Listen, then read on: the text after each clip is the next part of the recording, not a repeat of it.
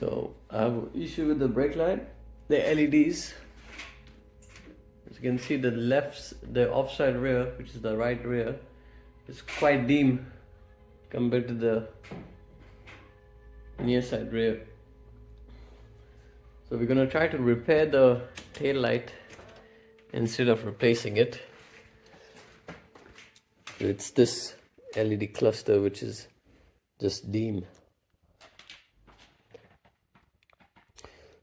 So possibly a diode resistor maybe. So we're just gonna try to fix this, repair this one instead of replacing it.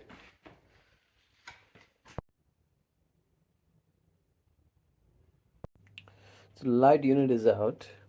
Take this panel off. T20s, I think. And you see this board. We're going to be replacing this diode here, the black one there.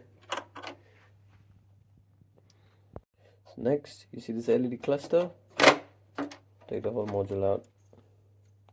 It's all the LEDs here.